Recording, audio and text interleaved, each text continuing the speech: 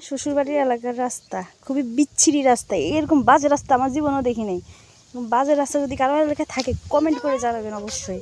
ফালতু রাস্তা একদম, যেমন রাস্তা খারাপ এই এলাকার মানুষও ভালো না। এই এলাকায় শাকসবজি অনেক হয় কিন্তু মানুষ রাস্তাঘাট বান্ধায় না। দেখেন এলাকার রাস্তা দেখেন, পানি ভরে গেছে রাস্তা, এটা বলে রাস্তার কাতারে পানি ভরে গেছে রাস্তার মধ্যে, দেখতেই পাচ্ছেন পুরো রাস্তা কাঁচা। রাস্তা দিয়ে এত মানুষ তো করে, এরা নাচ গানে হাজারে টাকা নষ্ট করে, নাচ গানে হাজারে টাকা নষ্ট করে, তারপরেও তারা রাস্তা ঠিক করে না।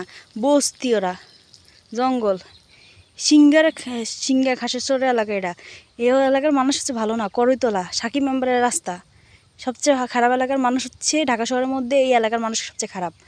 এরা শুধু আপনার নাস্তিক টাইপের, এরা হচ্ছে নামাজ কালাম পড়ে না, নাচানাচি করে, আর হচ্ছে রাস্তা ঠিক করে না, টাকা পয়সা আবল তাবল রাস্তা নষ্ট করে। দেখেন এরা খালি শাকসবজি কামলা, এরা কামলা শাকসবজি করতে পারে, এরা কৃষকেরা খালি খেত কামারি করতে পারে, রাস্তা তৈরি করতে পারে না। একবার রাস্তা লাগে না, এরা হচ্ছে নদী ভাঙ্গা মানুষ, লুঙ্গি তুলে হাঁটতে পারবো তারপরও রাস্তা ঠিক করতে পারবো না।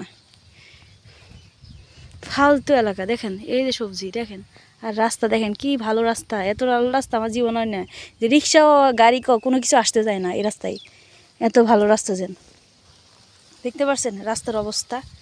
রাস্তার মধ্যে যদি রাস্তার মধ্যে এত পানি থাকে তাহলে মানুষ হাঁটে কোন জায়গায়? ফালতু একটা রাস্তা।